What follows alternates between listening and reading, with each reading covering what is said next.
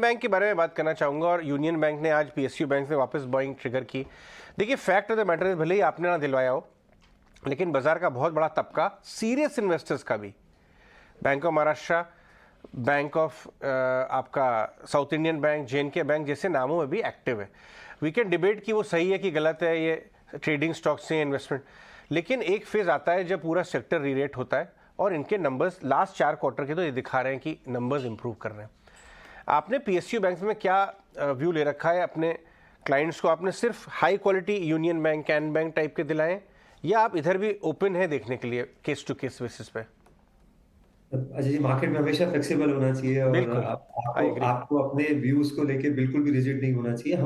हमारा एसबीआई में अच्छा वेटेज है हमारे पीएमएस पोर्टफोलियो में। एसबीआई मुझे लगता है और रीरेट करेगा। इस बैलेंस शीट साइज पे अगर आप 16-18% क्रेडिट ग्रोथ कर सकते हैं, और जैसा मैंने बोला कॉस्ट ऑफ फंड डिफरेंशिएट करेगा जैसे जैसे लोन रीप्राइस होंगे और डिपॉजिट रीप्राइस होंगे।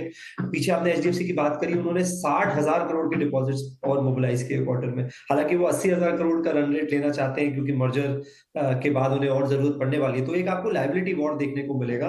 तो मुझे बैंक ऑफ महाराष्ट्र के भी नतीजे बहुत अच्छे लगे। मैंने आप देखिए उनका रिटर्न ऑफ एसेट्स 1.25% ऑलमोस्ट आया। बहुत समय बाद देखा है मैंने ऐसा आरओए।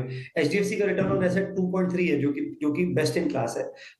तो हमें हमें आंख कान खोले रखनी चाहिए। मुझे इनफैक्ट कुछ एनबीएफसी अच्छे लगने लगे हैं, क्योंकि अभी बैंक्स वर्सेस एनबीएफसी का एक ट्रेड चला हुआ है। एनबीएफसी अच्छा नहीं कर रही है और बैंक्स अच्छा कर रहे हैं, तो यही यही मौके होते हैं। अगर आप देखिए एक आधार वाला अपना पूना वाला फिनकॉप है, उसकी क्रेडिट रेटिंग ट्रिपल ए हो गई, तो इनका जो कॉस्ट ऑफ फंड है वो 9.6% से 6.9% आ गया है। लगभग लगभग 2.25% कॉस्ट ऑफ फंड्स नीचे आया है। लिक्विडिटी एकदम फ्लश है। अभी उन्होंने हाउसिंग फाइनेंस कंपनी 3 टाइम्स से ऊपर नेटवर्क पे बेची है। उनका लोन बुक अभी करीबन 17-18 हजार करोड़ पे है, और मिस्टर पूना वाला 50,000 करोड़ की बात कर रहे हैं 2025 में। तो आपको शायद 35-40% क्रेडिट ग्रोथ देखने को मिलेगी। तो मुझे लगता है बहुत अच्छी पोजीशन है। ग्रोथ अच्छी आ सकती है, निम्स बेस्ट इन क्लास है, पूरा डिजिटल इकोसिस्टम पे वो काम कर रहे हैं। थोड़ा थोड़ा ये मुझे बजाज फाइनेंस के अर्ली डेज की याद दिलाता है, 2014-15 की, वे द बैंक ये एनबीएफसी शेप अप हो रही है। तो अपॉर्चुनिटीज मुझे लगता है अच्छी है। मैं अभी भी जो मेरा ज्यादा वेटेज है वो मैं प्राइवेट बैंक जैसे आईसीआईसीआई है, एचडीएफसी, एक्सिस है, पीएसयू, एसबीआई, इसमें ज्यादा रखूंगा। और सिलेक्टिवली कुछ मैं छोटे बैंक जैसे आईडीएफसी फर्स्ट बैंक है, कुछ छोटी एनबीएफसी जैसे पूना वाला है, इनमें हम वेटेज बढ़ा रहे हैं। Good afternoon. In fact, sector specific banking के साथ साथ डिफेंस और इंजीनियरिंग को भी आपने एक थीम के तौर पर चुना है, और क्यों ना हो। इनफैक्ट पिछले साल भी हमने देखा डिफेंस को लेकर सरकार ने कितना ज़्यादा फोकस बढ़ाया है। इनके ऑर्डर बुक का सिनेरियोज भी काफ़ी पॉजिटिव हमने देखे हैं, और मेक इन इंडिया को सबसे ज़्यादा तवज्जो देने की सरकार की सबसे बड़े यहाँ पर गोल्स हैं, जो कि सेट होते हुए भी दिख रहे हैं। तो फिर डिफेंस में कौन से पर्टिकुलर स्टॉक्स या फिर थीम्स जिसके वजह से इस सेक्टर पर आप बुलिश हैं? डिफेंस हम लोग थोड़ा सा हमारा भाग्य ने साथ दिया, हम थोड़ा जल्दी एंटर कर गए थे। सोलर इंडस्ट्रीज पोर्टफोलियो में पिछले लगभग 3 साल से है। काफी अच्छा हमें ग्रोथ देखने को मिला है। अभी वो 10% से कम है डिफेंस कंट्रीब्यूशन में। धीरे धीरे मुझे लगता है इसका कंट्रीब्यूशन बढ़ेगा अगले 2-3 साल में।